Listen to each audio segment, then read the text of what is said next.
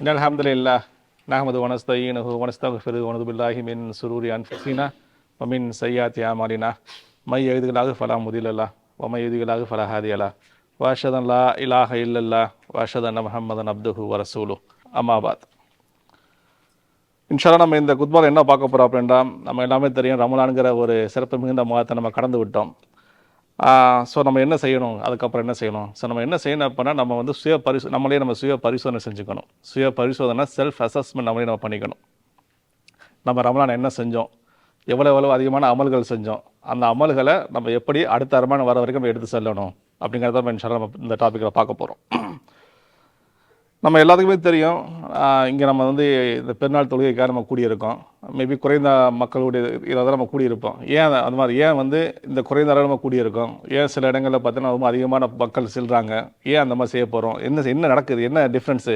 நமக்கு அவங்களுக்கு மேலே வேறுபாடு என்ன அப்படிங்கிறத நம்ம வந்து குயிக்காக ஷார்ட்டாக பார்க்க போகிறோம். ஒரு எக்ஸாம்பிள் சொன்னோம் அப்படின்னா, லோக்கலில் 3 சைட் பார்த்துட்டு நபி வழியில் வந்து அனைத்து சுண்ணத்துக்களையுமே ஃபாலோ பண்ணி பெருநாள் தொழுகிற ஒரு இடம் நமக்கு இருக்கா அப்படிங்கிறது நம்ம வந்து பல வருடங்கள் நம்ம தெரியும். இது வந்து 11ஆவது வருடமாக நம்ம நடத்துகிறோம் இந்த மாதிரி தொழுகையை. நபி வழி தொழுகைன்னு சொல்லி நம்ம 11 வருடங்களை நம்ம வந்து யூஎஸ் நடத்திக்கிட்டு இருக்கோம், பல்வேறு லொக்கேஷன் நடத்திக்கிட்டு இருக்கோம். அது நடத்துறதுக்கு முன்னாடி நம்ம என்ன செய்வோம்னா, ஒவ்வொரு மஸ்ஜிதாக போய் ரீச் அவுட் பண்ணுவோம். நீங்கள் வந்து அதே மாதிரி பண்ணுறீங்களா, ஏன் பண்ண மாட்டேங்கிறீங்க, என்ன அப்படின்னா மோஸ்ட் ஆஃப் த ஆன்சர்ஸ் என்ன வந்து அப்படின்னா, அவங்க போர்டு டெசிஷனாக இருக்குது. ஈவன் அந்த இமாம் டெசிஷன் கூட இல்லை. இமாம் கூட என்ன சொல்கிறாங்க, எனக்கு அதில் உடன்பாடு கிடையாது, இருந்தாலும் போர்டு எனக்கு சொல்லுது, அதனால் நாங்கள் அதை செய்கிறோம், வேறு வழி இல்லை அப்படிங்கிற மாதிரி தான் அவங்களே ஆன்சர் சொல்கிறாங்க. ஸோ அப்படிங்கிற பட்சத்தில் நம்ம வந்து இந்த நபி வழி தொழுகை நமக்கு வந்து வருடத்தில் 2 தான் கிடைக்கிது. இந்த பெருநாள் தொழுகை நம்ம வருது 2 தான். அதை போய் நம்ம வந்து சுண்ணாவை காம்ப்ரமைஸ் பண்ணிவிட்டு நம்ம வந்து கூட்டத்தோட சேர்ந்து தொழுவணும் அப்படிங்கிற எந்த ஒரு ஹதீஸுமே ஒரு ஆதாரமே ரசூல் நம்ம காட்டித்தரல. எங்கே ஃபர்ஸ்ட் ஆஃப் ஆல் என்ன சொன்னாங்கன்னா, முதல்ல வந்து இந்த பெருநாள் தொழுகை திடல தொழுன்னு சொல்லியிருக்காங்க. வெதர் அட்மிட் பண்ணலையா, அட்லீஸ்ட் என்ன முக்கியமாக என்னென்னா, அந்த மஸ்ஜிதை தொழுவக்கூடாது. மஸ்ஜிது நபவியில் தொழுகிறது சாதாரண மற்ற தொழிலை தொழுவதை விட 1000 மடங்கு நன்மை. அது எல்லாத்துக்குமே தெரியும், அந்த ஹதீஸ் இருக்குது. அப்படி இருந்து 1000 மடங்கு நன்மை உள்ள அந்த பள்ளியிலேயே ரசூல்லா இதுவரை ஒரு நாள் கூட ஈத் பெருநாள் தொழுகை வச்சது கிடையாது. எல்லாத்துக்குமே திடலுக்கு தான் வர சொல்லியிருக்காங்க. இங்கே எத்தனை மஸ்ஜித் வந்து அந்த மஸ்ஜிதுலேயே பெருநாள் தொழுகை நடத்துகிறாங்க. ரீசனே சொல்லியிருக்காங்க. ஏன் அப்படின்னா, நம்ம வந்து ஆண்கள் வந்துடலாம், பெண்கள் சில பேருக்கு வந்து அந்த உபாதைகள் குறைபாடுகள் இருக்கும். அவங்களால வந்து அந்த முசல்லா பகுதிக்கு வர முடியாது, அது தொழுகை நடத்தக்கூடிய பகுதிக்கு வர முடியாது. அதுக்காகவே ரசூல் என்ன செஞ்சாங்க அப்படின்னா, திடல தொழுகை வச்சு எல்லாரும் வரணும், பெண்களும் கலந்துக்கணும் அப்படிங்கிற ஒரே ரீசனுக்காகத்தான் ரசூல் அந்த பெருநாள் தொழுகை வந்து திடல வந்து தொழுகை வச்சுருக்காங்க. அதை கூட நம்ம மக்களை வந்து காம்ப்ரமைஸ் பண்ணுறாங்க. ஸோ பெண்கள் வந்தால் என்ன வரட்டேன், நான் அவங்களுக்கு ஆப்ஷனல் தானே அப்படிங்கிற மாதிரி ஒரு தாட் அவங்களுக்குள்ள. நம்ம அதெல்லாம் நினைக்காம ஆண்கள் பெண்கள் அனைவருமே இஸ்லாத்தை பொறுத்த வரைக்கும் சமம், எல்லாருமே வரணும், எல்லாருமே அந்த அமல்களை எடுத்துக்கணும். அந்த அட்லீஸ்ட் அவங்க தொழுகையில் பங்கேற்றுக்கலாம் கூட இந்த இப்போ குத்பால் அவங்க பங்கேற்றுக்கலாம். அவங்க வந்து அந்த வசனங்களை கேட்டுக்கலாம், அந்த பயான்களை கேட்டுக்கலாம், அப்புறம் துவாவில் அவங்க ஈடுபட்டுக்கலாம். ஸோ இதை வந்து ரசூலா என்கரேஜ் பண்ணிக்காங்க. அது மட்டும் இல்லாமல் நம்ம வந்து பார்த்தோம் வச்சுக்கிட்டா, இந்த பெருநாள் தொழுகையில் வந்து எவ்வளோ சிறப்புமிக்க பல அம்சங்கள் இருக்குது. அதாவது எப்படி தொழுகிறது, அதுலேயும் பல வித வேறுபாடுகள். ஏன் பல வித வேறுபாடுகள் வருது அப்படின்னா, நீங்கள் ஒரு எக்ஸாம்பிள் நீங்கள் பார்க்கலாம். மக்கள் மத்தியிலே பலவிதமான கருத்து வேறுபாடுகள். ஒரு சாரார் வந்து நான் குரான் சொன்னால் அப்படி தான் ஃபாலோ பண்ணுவோம். இன்னொரு சிலர் நாங்கள் வந்து என்னுடைய லோக்கல் மஸ்ஜித் எது சொல்லுதோ அதை நாங்கள் அப்படியே ஃபாலோ பண்ணிக்குவோம். இன்னும் சிலர் என்னோடய ஃபேவரட் ஸ்காலர் என்ன சொல்கிறாங்களோ அதை ஃபாலோ பண்ணிக்குவோம். மெஜாரிட்டி பீப்புள் என்ன செய்வாங்க தெரியுமா, எங்களுக்கு என்ன தேவையோ எந்தெந்த ஸ்காலர் சொல்லியிருக்காங்களோ அதை மட்டும் பிக் பண்ணிக்குவோம். ஓகே, எனக்கு வந்து இப்போ வந்து நான் வந்து ஷிர்க் பண்ணணும், அதாவது வந்து ஏதாவது தர்கா போகணும் அப்படின்னா இந்த லோக்கல் இமாம் சொல்ல மாட்டேங்கிறார், ஓகே அந்த இமாம் சொல்கிறார், ஓகே நான் பாதை எடுத்துக்கிறேன் அதுலேருந்து. இப்போ இங்கே என்ன சொல்கிறாங்க அப்படின்னா, இப்போ நான் வந்து இமாம் வந்து பெருநாள் தொழுகையை வந்து பள்ளியாசை கூட தொழுதுக்கலாம், எனக்கு இது நல்லா இருக்குது, ஓகே நான் இங்கேருந்து எடுத்துக்கிறேன். ஸோ அந்த மாதிரி என்ன செஞ்சுக்கிறாங்க அப்படின்னா, பல்வேறு சரத்துக்களை பல்வேறு அமல்களை என்ன செய்கிறாங்க, பல்வேறு இமாம்களை வந்து எடுத்துக்கிறாங்க. நீங்கள் பெரும்பாலும் பார்த்தீங்கன்னா அப்படி தான் வச்சுக்கிறாங்க. நீங்கள் லோக்கல் மஸ்ஜித் சொன்னால் கூட ஃபர்ஸ்ட் ஆஃப் ஆல் என்ன சொல்கிறாங்கன்னா, அல்லாவே குர்ஆன் என்ன சொல்கிறாங்கன்னா, யா ஐயுஹன்னாஸ், எந்த வசனத்திலேயாவது யா ஐயுஹல் இமாம், யா ஐயுஹல் ஷேக் அப்படின்னு எல்லாம் கால் பண்ணி உங்களுக்கு மட்டும்தான் இந்த குர்ஆன் வசனம் அருளப்படுது சொல்லியிருக்கானா? என்ன சொல்கிறான், அல்லாவை பயந்து கொள்ளுங்கள், ரசூல்லாவுக்கு கட்டுப்படுங்கள், அப்படி தான் சொல்லியிருக்கான். ஸோ அந்த வசனங்கள் எல்லாமே நமக்கு தான் பொருந்தும். எல்லா மக்களுமே என்ன செய்யணும் அப்படின்னா, நம்ம ஒரு குர்ஆனுங்கிறது வந்து ஒரு பொதுவான ஒரு பொதுமுறை. அது வந்து வசனங்கள் அனைத்துமே அனைத்து மக்களுக்குமே சொந்தமானது, அனைத்து மக்களுக்குமே பொதுவானது. ஒரு சில சாராருக்கு ஒரு சில குரூப்புகளுக்கு மட்டும்தான் அது சொந்தம், யாரும் கொண்டாட முடியாது. நம்ம தான் அந்த குர்ஆனை வந்து நம்ம தாய்மொழி, இப்போ எவ்வளவோ வந்துருச்சு தாய்மொழியில் வந்து வசனங்கள் வந்து மொழி மாற்றம் செய்யப்பட்டு வந்துருச்சு. இப்போ நம்ம வசனங்களை படிக்கலாம். அல்லாஹ் என்ன சொல்கிறான், அல்லாஹ் அழகா ஒரு வசனத்தில் என்ன சொல்கிறான் அப்படின்னா, நீங்கள் வந்து அதாவது அது அதிகமான மக்கள் சொல்லக்கூடிய நீங்கள் டெசிஷனுக்கு நீங்கள் அது போயிடாதீங்க, அதாவது மெஜாரிட்டியான மக்கள் எடுக்கிற டெசிஷனில் நீங்கள் வந்து சேர்ந்துடாதீங்க. அப்படி சேர்ந்தீங்கன்னா அது உங்களை வழிகேட்டு தள்ளிடும். வசங்களை பார்க்குறோம். அதே போல் நீங்கள் பெரியார் வந்து இந்த நரகத்தில் வந்து சில மக்கள் அல்லாஹ் புரட்டும் போது சொல்லுவாங்க அல்லாஹ் இதெல்லாம். அப்போ அல்லாஹ் சொல்ல ஏன் உங்களை அந்த நரகத்தில் புரட்டுறது தெரியுமா? அப்போ அல்லாஹ் அந்த மக்கள் சொல்லுவாங்களா, யா அல்லாஹ் நான் வந்து இந்த ரசூலுக்கும் அல்லாஹ் கட்டுப்பட்டிருக்க கூடாதா? நாங்கள் எங்கள் பெரியார்களுக்கும் எங்கள் வந்து மூதாதையர்களுக்கும் கட்டுப்பட்டோமே, இப்போ அவர் எங்களை நரகத்தில் வந்து கொண்டு வந்து தள்ளிட்டாங்களே அப்படின்னு புலம்புவார்களாம். அந்த புலம்பல் இல்லாமல் இருக்கணும், அந்த அறிவுரையை இப்பயே சொல்லணும். ஏன்னா நம்ம உயிர் வாழ காலத்தில் மட்டும்தான் நம்மளால் அந்த அறிவுரையை ஏற்றுக்கொண்டு நம்மளால் செயல்படுத்த முடியும். அதுக்காகத்தான் இவ்வளோ வசனங்கள் சொல்லிக்கிட்டு இருக்கோம். அதே போல் இப்போ என்ன செய்ய போகிறோம் அப்படின்னா, இஸ்லாத்தில் உள்ள வந்து ஒவ்வொரு பில்லர்லையும் இப்போ என்ன நம்ம என்ன செய்கிறோம், மற்ற மக்கள் என்ன செய்கிறாங்க, இந்த நம்ம ரமலான் என்ன செஞ்சோம், அடுத்து நம்ம என்ன செய்ய போகிறோம் அப்படின்னு தான் பார்க்க போகிறோம். ஃபர்ஸ்ட் ஆஃப் ஆல் நம்ம சஹாதாவை எடுத்துக்குவோம். சஹாதாவே பார்த்தீங்கன்னா லா இலாஹ அப்படி தான் ஆரம்பிக்கும். லா இலான்னு அல்லாஹ் போதும் அடிப்பான், நோ காட் கடவுளே கிடையாது. அப்புறம் தான் சொல்லுவான் இல்லல்லா அல்லாவே தவிர. அதாவது என்ன சொல்லுவான் அப்படின்னா, நீ கடவுள் நீ கடவுள் நீ கடவுள், அது எல்லாத்தையும் அடிக்கிறாங்க தான் லா இலாஹ ஃபர்ஸ்ட் சொல்லிடுவான். யாருமே கிடையாது இல்லல்லா எக்ஸப்ட் அல்லாஹ். அதான் இஸ்லாம். அதாவது எப்படி ஓரிரைக்குள்ளே எப்படி அடிக்கும் அப்படின்னா, யாருமே கிடையாது அல்லாவை தவிர. அதே போல் ஒரு வழி தான் தொழுகை இருந்தாலும் ஒரு வழிமுறை தான் தொழுகை. நோன்பு இருந்தாலும் சட்டங்கள் ஒன்று தான். ஜக்காத்து கொடுக்கறதாலும் சதக்கா பண்ணுறதாலும் அல்லாஹ் சொன்ன ரசூல் சொன்ன சட்டங்கள் ஒன்று தான். நம்ம ஹஜ்ஜு பண்ணுறதாலும் எப்படி ஹஜ்ஜு சொன்ன வழிமுறை ஒன்று தான். அல்லாஹ் சொல்லி ஒரு முறை தான். நீங்கள் தொழுகிறது சரி, நீங்கள் தொழுகிறது சரி, நீங்கள் தொழுகிறது சரி, நீங்கள் தொழுகிறது சரி. எப்படி சரியாக இருக்கும்? அல்லாஹ் ஒரு சட்டம் தான் கொடுத்தான், ஒரு தொழுகை முறை தான் கொடுத்தான். ஏன் இவ்வளவு மாற்றங்கள்? ஏன் அப்படின்னா குரான் சொன்ன பக்கம் போகல, குரான் என்ன சொல்லப்பட்டிருக்குன்னு பார்க்கல, ஹதீஸ்களை என்ன சொல்லப்பட்டிருக்குன்னு பார்க்கல. நான் எங்கள் அத்தா அம்மா ஃபாலோ பண்ணிக்கிட்டா போதும், பாப்பா அம்மா சொன்னதை நான் அப்படியே கேட்டுக்கிறேன். இமாம் சொன்னா இமாம் 7 வருஷம் படிச்சு வந்திருக்காங்க, அவன் சொன்னதை கேட்காம நான் என்ன செய்ய போகிறேன்? நான் அவங்களுக்கு தெரியாதா? இன்னொரு அதே 7 வருஷம் படிச்சு இன்னொரு இமாம் தவறுகிறாரு, ஏன் அப்போ யோசிக்க மாட்டேங்கிறீங்க? நீங்கள் இமாம் சொல்கிறது சரிங்கிறீங்க, சரி, அதே இமாமி இன்னொரு 7 வருஷம் படிச்சு இன்னொரு இமாம் அவர் சொல்கிற இமாம் சொல்கிறது தவறுகிறாரு. அப்போ நீங்கள் என்ன செய்யணும்? நீங்கள் இமாம் சொல்கிறது சரிங்கிற சொல்லாமல் அவர் என்ன சொல்கிறான்னு பாருங்கள், அதுக்கு ஆதாரம் இருக்கான்னு கேளுங்க. இன்னொரு இமாம் என்ன சொல்கிறாரு கேளுங்க, அதுக்கு ஆதாரம் இருக்கான்னு கேளுங்க. நீங்கள் அனலைஸ் பண்ணி பாருங்க. அதுக்கு தானே உங்களை அறிவாக கொடுத்து. ஏன் வந்து நமக்கு சொர்க்கம் நரகம் நமக்கு ஏன் வந்து கடமையாக்கப்பட்டுள்ளதுன்றா பாருங்க, ஒன்லி அந்த மனிதர்களுக்கும் ஜின்களுக்கும் மட்டும்தான் சொர்க்கம் நரகம் உண்டுன்னு அல்லாஹ் சொல்கிறான். ஏனைய அனிமல்ஸ்க்கு பார்த்தீங்கன்னா விலங்குகளுக்கு கிடையாது, நாய்க்கோ நரிக்கோ குரங்குக்கோ. ஏன் அப்படின்னா அவங்களுக்குலாம் வந்து பகுத்து அறிவுங்கிற ஒரு அறிவு கிடையாது. அந்த பகுத்து ஆராய்கிற அறிவு மனுஷனுக்கு மட்டும் தான் கொடுக்கப்பட்டதுனால தான் நமக்கு சொர்க்க நரகத்தை நல்லா வந்து நம்ம கொடுத்துருக்கோம். அந்த சொர்க்க நரகம் கொடுக்கப்பட்டதுக்கு ரீசனே நம்ம பகுத்து ஆராயணும் அப்படின்னு தான். அது இல்லாமல் நம்ம பாட்டை பிளைண்டாக ஒருத்தரை ஃபாலோ பண்ணிட்டோம், அவங்க சொல்லிட்டா சரியாக இருக்கும். அவங்க எப்படி அவங்க 7 வருஷம் படிச்சிருக்காங்க, 10 வருஷம் படிச்சிருக்காங்க, மார்க்கு தெரிஞ்சிருக்கு, அவங்க நம்மளை நல்ல விஷயத்தான கூட்டு போவாங்க. ஆனால் அதே மார்க்கு தெரிஞ்ச ஒரு இமாமை இன்னொரு இமாம் வந்து ரிஃப்யூட் பண்ணுறாரு, இல்லை இது தவறுங்கிறாரு. அப்போ அந்த மார்க்கம் சரியா இந்த மார்க்கம் எப்படி நீங்கள் எடுத்துக்குவீங்க? இல்லை பரவாயில்ல, எனக்கு பக்கத்தில் இது இருக்கா, நான் இதை மட்டும் எடுத்துக்கிறேன். இல்லைனா எனக்கு இது ஏதுவாக இருக்கு, நான் இதை மட்டும் எடுத்துக்கிறேன். எனக்கு இது நல்லா இருக்குது, இதை மட்டும் எடுத்துக்கிறேன். அது என்ன மார்க்கம்? அது ரசூல் அப்படி சொல்லி தரலையே. ரசூல்லா வந்து ஹதீஸில் ஹஜ்ஜத்துல் விதால் என்ன சொல்லிட்டு போனாங்க? நான் உங்கள்கிட்ட 2 விஷயத்தில் உங்களை விட்டுட்டு போகிறேன். ஒன்று கலிமுல்லா, அல்லாவுடைய வேதம் குரான், அடுத்து என்னுடைய செயல்முறை ஹதீஸ். இது 2 யார் ஃபாலோ பண்ணுறாங்களோ அவங்க தான் வெற்றி பெற்றவர்கள். இது யார் ஃபாலோ பண்ணலையோ அவங்க தான் தோல்வி அடைந்தவர்கள். ஸோ இது ரொம்ப ரொம்ப கிளியராக இருக்கே. நீங்கள் நம்ம வந்து 7 வருஷம் படிக்கணும் ஒன்றும் இல்லை, ஒரு டெய்லி ஒரு 1/2 hour 1 hour நீங்கள் டைம் ஸ்பெண்ட் பண்ணாலே போதும். நீங்கள் வந்து இப்போ ஒரு குரானை வந்து உங்கள் தாய்மொழி தமிழ்லேருந்து டிரான்ஸ்லேஷன் பாருங்கள், சட்டங்கள் அதுலேருந்து எடுங்க, ஈஸியாக எடுக்கலாமே. இதுக்கு வந்து அரபி புலமை வேணும் அப்படிங்கிற அவசியமே கிடையாது. ஹதீஸ் படிக்கிற பொறுத்த வரைக்கும் ரொம்ப சின்ன விஷயம் தான். தொழுகை முறை என்ன சொல்லப்பட்டிருக்கு, எது ஹராம் எது வந்து அனுமதிக்கப்படுது, எது அனுமதிக்கப்படாது, எது சஹீஹ் ஹதீஸ், எது தாயிஃப், ரொம்ப ஈஸி. அதே தான் நம்மளும் பார்க்கணும். அடுத்தபடியாக நான் சொன்னபடி தொழுகையில் நான் சொன்னபடி வந்து நம்ம வந்து அல்லாஹ் வந்து இந்த ரமலான் மாதம் ரொம்ப அதிகமாக பயந்தோம். அந்த பயத்தை அல்லாஹ் வந்து இந்த ரமலானை கடமையாக்கினதே அல்லாஹ்வை பயக்கணும் தான். இத்தக்குள்ள அதாவது அல்லாஹ்வுடைய வந்து பயபக்தியை, அதாவது அந்த இதை பயபக்தியை அதிகப்படுத்துறதுக்காக தான் இந்த ரமலானே நம்ம கடமையாக்கலாம். அந்த கடமையை வந்து நம்ம வந்து ரமலானோட விட்டுறக்கூடாது. அந்த பதிபக்தி என்ன செய்யணும், ரமலான விட்டுறக்கூடாது. ஃபார் எக்ஸாம்பிள் நான் சொல்கிறேன், இந்த ரமலான் வந்து அதிகமான சுன்னா பிரே நம்ம தொழுதுருப்போம். ஒவ்வொரு வக்துக்கும் வந்து அதிகமான முன் சுன்னா பின் சுன்னா அதிகமாக தொழுதுருப்போம். கியாமுல்லைல் தஹஜ் அதிகமாக தொழுதுருப்போம். சரிங்களா? அந்த தொழுகையை வந்து நம்ம ரமலானோட நம்ம ஸ்டாப் பண்ணிடக்கூடாது. அதாவது அடுத்தடுத்து வர மகான்லேருந்து கண்டினியூ பண்ணணும். அதுதான் வந்து அந்த அல்லாஹ்வை பயந்ததுக்குரிய ஒரு அறிகுறியாக இருக்கும். ஒரு சின்ன ஃபார் எக்ஸாம்பிள், இப்போ 30 நாள் வந்து தஹஜ் தொழுதுருப்பீங்க. எத்தனை பேர் இன்றைக்கி நம்ம வந்து இந்த பெருநாள் அன்றைக்கி காலைல தஹஜ் தொழுதுருப்போம் சொல்லுங்கள்? அதை உடனே விட்டுறக்கூடாது. அதை ஒரு ப்ராக்டிஸாக கொண்டு வந்தால் தான் அது நல்ல விஷயமா இருக்கும்.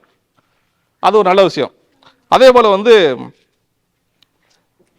நீங்கள் பார்த்தீங்கன்னா அடுத்து வந்து நோன்பை பார்ப்போம். ஃபாஸ்டிங்கில் பொறுத்த வரைக்கும் நம்ம வந்து 30 நாள் நோன்பு வச்சிட்டோம், இல்லை 29 நாள் நோன்பு வச்சிட்டோம், எவ்வளோ வந்துச்சோ எல்லாம் கிடைச்சாலும் அதை கொடுத்துட்டான். அது எப்படி வந்து நோன்பு ஆரம்பிக்கிறது, எப்படி நோன்பு வருது, அதை வந்து ரசூலை வந்து அழகாக சொல்லியிருக்காங்க.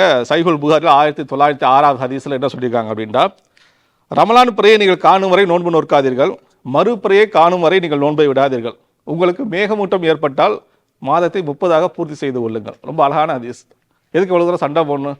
பிறையா பார்க்குற சண்டை, எப்போ நோம்புங்கிற சண்டை. தமிழ்நாட்டில் அந்த 4 நாள் பெருநாள் கொண்டாடுறாங்க, மற்ற ஊரில் 5 நாள் பெருநாள் கொண்டாடுறாங்க. எதுக்கு? அழகான ஹதீஸ் இருக்கு. நீங்கள் ஒரு பவுண்டரி செட் பண்ணுங்கள். பிறையை பார்த்தீங்கன்னா 29 முடிச்சுக்கோங்க. பிறையை பார்க்கலையா, மேகமூட்டமாக தெரியா, 30 முடிச்சுக்க. ரொம்ப சிம்பிளாக தானே இருக்குது. இதுக்கு சயின்ஸ் குரூப்னு ஒரு குரூப், கால்குலேஷன் குரூப் ஒரு குரூப், குளோபல் சைட்டிங் ஒரு குரூப், லோக்கல் மூன் சைட்டிங் ஒரு குரூப், அடிதடி சண்டை. இந்த பிரச்சனைனால எவ்வளோ மக்கள் வந்து பாதிக்கப்பட்டிருக்காங்க. அந்த ஹதீஸ் அழகான ஹதீஸ் இருக்கு. அதுவும் சஹீஹ் ஹதீஸ், சஹீஹுல் புகாரியில் இருக்குது, 1906 ஹதீஸ். ரொம்ப ஈஸி. மார்க்கங்கிறது ரொம்ப எளிமையானது, நம்ம தான் அதை கஷ்டப்படுத்திக்கிறோம்.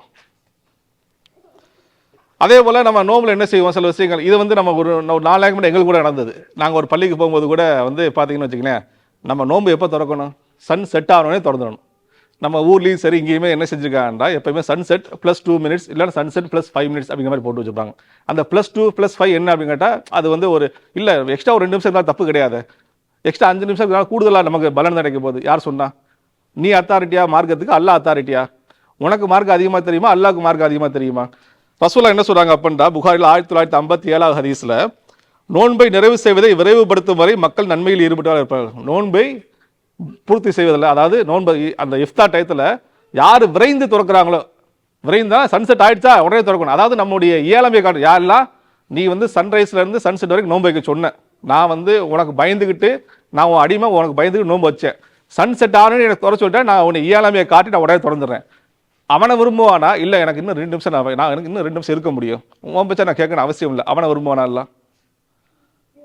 அதில் கேள்வி வேறு. எப்படி உங்களுக்கு தெரியுமா 2 நிமிஷத்தில் இந்த சன்செட் டயத்தில் கரெக்டாக சன் செட் ஆயிருமா? உங்களுக்கு தெரியுமா? சன்செட் டயத்தில் இன்னும் 5 நிமிஷத்துக்கு அப்புறம் உங்களுக்கு சன்செட் ஆயிடுச்சு உங்களுக்கு தெரியுமா? எத்தனை டிகிரியில் வரும் தெரியுமா உங்களுக்கு? எத்தனை டிகிரியில் வந்து உனக்கு என்னப்பா என்ன சொல்லப்பட்டிருக்கு? சன்செட்டை நோன்பு திறக்க சொல்லியிருக்கா? தொடர்ந்து போ, அல்லாவுடைய கட்டளை கீழ் படிச்சுட்டு போ.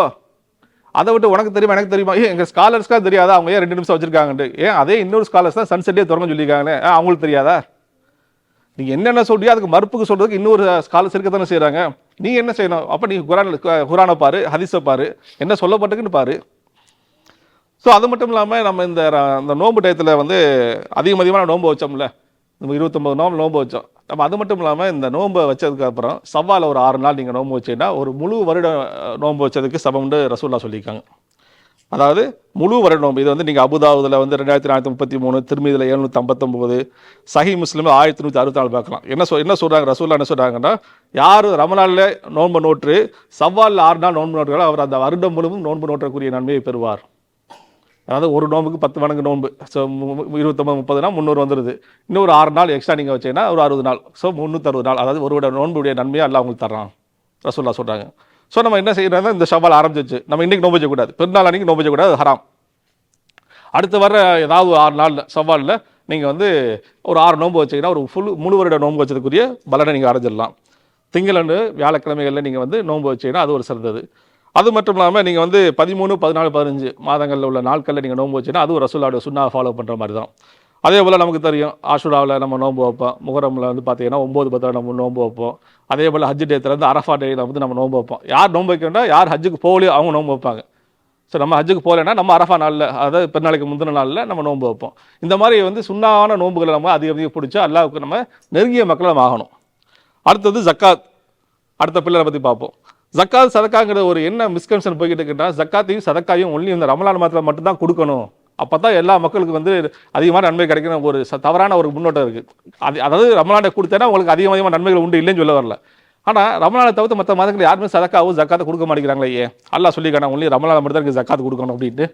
ரசூலுல்லாஹ் சொல்லியிருக்காங்களா? இல்லையே. எப்போ உங்களுக்கு தேவையான மக்கள் உங்கள் நேற்று நெருங்கி வர்றாங்களோ நீங்கள் அப்போ நீங்கள் ஜக்காத்து கொடுத்தீங்கன்னா அதுதான் உங்களுக்கு அதிகமான நன்மை பெற்று தரும். தேவையில்லாத அப்போ இப்போ ரமலானை பார்த்தீங்கன்னா இப்போ ஒருத்தர் வராரு அப்படின்னா அவருக்கு 10 பேர் அவர் ஜக்காத்து கொடுத்துக்கலாம், நீங்கள் கொடுக்கும்போது 11 ஆளாக இருக்கும். ஆனால் அதே மாதிரி ஏனைய மாதங்களை பார்த்தீங்கன்னா அவருக்கு யாருமே கொடுக்காம கூட இருந்திருக்கலாம். நீங்கள் அப்போ அவருக்கு தேவைக்கு அப்படி நிறைவு செஞ்சீங்கன்னா, அதாவது தேவைக்கு யார் நிறைவு செய்கிறாங்களோ, அதாவது அந்த அந்த அந்த அந்த முழு வெயிட்டேஜ் உங்களுக்கு வேணும் அப்படின்னா யாருக்கு தேவைப்படுற நேரத்தை நீங்கள் போய் ஹெல்ப் பண்ணிங்கன்னா அந்த முழு வெயிட்டேஜ் உங்களுக்கு கிடைக்கும்.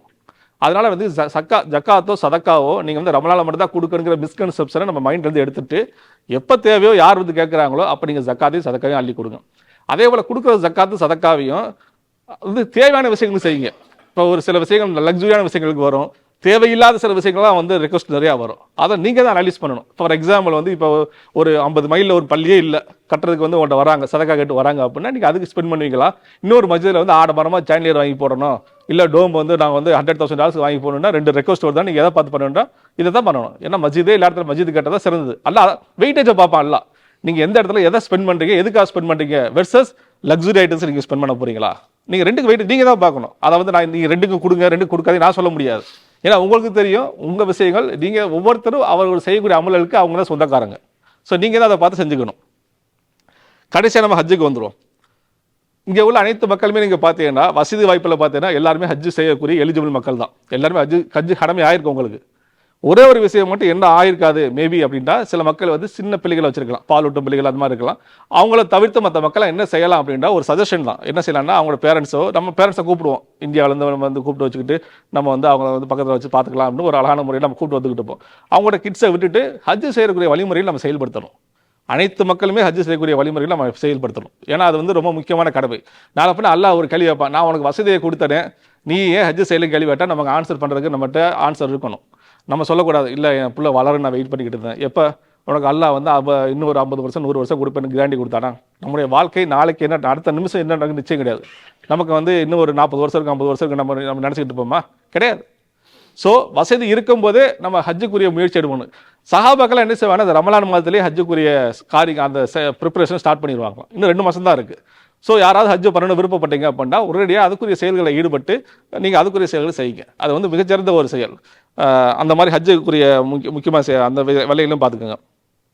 அதே போல் ஹஜ்ஜுங்கிறது 40 நாள் அந்த மாதிரிலாம் கிடையாது. 5 நாள் தான் ஹஜ்ஜு நாட்கள். 5 நாள் 8 துல்ஹிஜாவில் 8, 9, 10, 11, 12 முடிஞ்சால் 13. நீங்கள் முன்னாடியே எனக்கு கல்லெறிஞ்சல் முடிஞ்சு வச்சுன்னா 13 5 நாள் தான். ஜஸ்ட் 5 டேஸ் தான் நீங்கள் ஹஜ்ஜுக்கு சப்மிட் பண்ண போகிறீங்க. இந்தியாவிலேருந்து கூட்டு போகலாம். இப்போ இந்தியாவிலுமே குறைச்சி கொண்டு வந்துட்டாங்க. 2 வாரம் 3 வாரம்லாம் போகிற மக்களாக இருக்க தான் செய்கிறாங்க. முடிச்சுட்டு அந்த மாதிரி கூட நீங்கள் பேக்கேஜ் போகலாம். ஏன்னா உங்களுக்கு லீவு கிடைக்காது, நீங்கள் ஒர்க்கில் இருப்பீங்க, 40 நாள் எப்படி போகிறது யோசிக்கலாம். அப்போல்லாம் கிடையாது. 2 வாரம் முதல்ல யூஎஸ்லேருந்து 2 வாரத்துலலாம் போயிட்டு வர இதெல்லாம் இருக்க தான் செய்யுது. இந்தியாவில் இப்போ அதுக்கு குறைச்சி இப்போ 2 வாரம் 3 வாரம் அந்த மாதிரிலாம் ஆக்கிட்டாங்க. ஸோ அந்த மாதிரி பேக்கேஜெலாம் இருக்குது, நீங்கள் எடுத்து யூஸ் பண்ணிக்கங்க அதெல்லாம் இன்ஷா அல்லாஹ். அதே போல் இந்த பெருநாள் நாட்களில் முக்கியமான ஒரு விஷயம் என்னென்னா, முக்கியமான சுன்னா அமல் என்னென்னா, இந்த குத்பா முடிஞ்சதுக்கப்புறம் அனைவருமே அதிகம் துவா செய்யணும் அல்லாட்ட. ஏன்னா இது ஒரு சிறந்த நாள். அல்லாஹ்வை வந்து நீங்கள் புகழணும். அல்லாஹ்வை புகழணும்னா அதிகம் தக்பீர் சொல்லணும். அல்லாஹு அக்பர், அதுதான் தக்பீர். அல்லாஹ் அக்பர் அல்லாஹ் அக்பர் அல்லாஹ் அக்பர் எல்லாம் அதெல்லாம் கிடையாது. அல்லாஹ் அக்பர் அதுதான் தக்பீர். அதை தான் அல்லாஹ் சொல்லியிருக்கு. அதுதான் ரசூலுல்லாஹ் வழிமாறி காட்டு. அல்லாஹ்வை அதிகம் புகழணும், அதிகம் துவாக்கள் செய்யணும். அதே போல் வந்து நம்ம தக்வாவை எந்த அளவுக்கு நம்ம ரமலான் அதிகமாக நம்ம இன்க்ரீஸ் பண்ணி நம்ம கெயின் பண்ணிக்கிட்டோமோ, அந்த பேட்டரி சார்ஜ் ஏற்றிக்கிட்டோமோ அதை உடனே ட்ரெயின் மட்டும் விட்டுறக்கூடாது. ஸோ சுன்னா தொழுங்க, குரானை ரிசைட் பண்ணிக்கிட்டே இருங்க. ஒரு சின்ன மேபி சஜஷன், நீங்கள் வந்து எவ்ரிடே நைட்டு போகிறதுக்கு முன்னாடி ஒரு 5 வசனங்கள் குரானில் படிங்களேன். நீங்கள் ஒரு வருஷத்தில் பார்த்தீங்கன்னா ஒரு குரானை நீங்கள் முடிச்சக்கூடிய ஒரு 5 to 10 வசனங்கள் டெய்லி இரவு நீங்கள் தூங்குறதுக்கு முன்னாடி நீங்கள் படிச்சீங்கன்னு போது நீங்கள் வச்சுக்கங்களேன், ஒரு வருஷத்துக்கு கிட்டத்தட்ட நீங்கள் ஒரு ஃபுல் குரான் நீங்கள் முடிக்கக்கூடிய ஒரு ஃபுல் நன்மையை நீங்கள் பெற்றுக்கொள்வீங்க. நீங்கள் பாருங்க, நீங்கள் அது கொஞ்சம் இம்ப்ளிமெண்ட் பண்ணி பாருங்கள், உங்களுக்கே தெரியும் அந்த டிஃப்ரென்ஸ். ஒன்றும் இல்லை, ஒரு 5 வசனம் ஒன்றும் அது ஒரு 2 to 3 நிமிஷம் தான் தூங்க போகிறதுக்கு முன்னாடி. அதே போல் அதுக்கும் அதிகமாக நீங்கள் பண்ணணும்னா ஒவ்வொரு பக்து தொழுகைக்கு அப்புறம் ஒரு 5-10 வசனம் ஓதி பாருங்க. அது இன்னும் அதிகமான நன்மைகளை உங்களுக்கு பெற்றுத்தரும். இந்த மாதிரி நீங்கள் எந்தெந்த விஷயங்கள்லாம் நீங்கள் வந்து தக்வாவை நீங்கள் கெயின் பண்ணிக்கிட்டீங்களோ அதை நீங்கள் வந்து ஸ்பெண்ட் பண்ணுங்கள். அடுத்த ரமலான் வரைக்கும் நமக்கு இந்த பேட்டரி சார்ஜ் தான் நிற்கணும், டக்குன்னு உடனே போயிடக்கூடாது. ஸோ எந்தெந்த அமல்கள் நீங்கள் அதிகமாக ஈடுபடுறீங்களோ அந்தந்த அமல்களுக்கு அல்லாஹ் உங்களுக்கு ஒரு கூலியை கொடுப்போம். அதே போல் ஒரே ஒரு விஷயம் தான், என்ன ஒரே ஒரு விஷயம் அப்படின்னா, நம்ம எந்த விஷயங்கள் செய்கிறதாலும் மார்க்க விஷயத்தை பொறுத்த வரைக்கும் அல்லாஹ் சொல்லியிருக்காங்களா, ரசூலுல்லாஹ் வந்து செஞ்சு காட்டிட்டு போயிருக்காங்களா, இந்த 2 விஷயத்தை மட்டும் பார்த்தோம்னா நம்ம எப்பவுமே நேர்வழியில் இருப்போம். அப்பேற்பட்ட நேர்வழியில் இருக்கக்கூடிய மக்களை நம்ம ஆக்கி அருள் புரிய இன்ஷா அல்லாஹ் அல்லாஹ்ட துவா செய்தனாக என்னுடைய உரையை நிறைவு செய்கிறேன். வாஹிரு அல்ஹம்துலில்லாஹி ரபில் ஆலமீன். அஸ்ஸலாமு அலைக்கும் வரஹ்மத்துல்லாஹி வபரகாத்துஹு.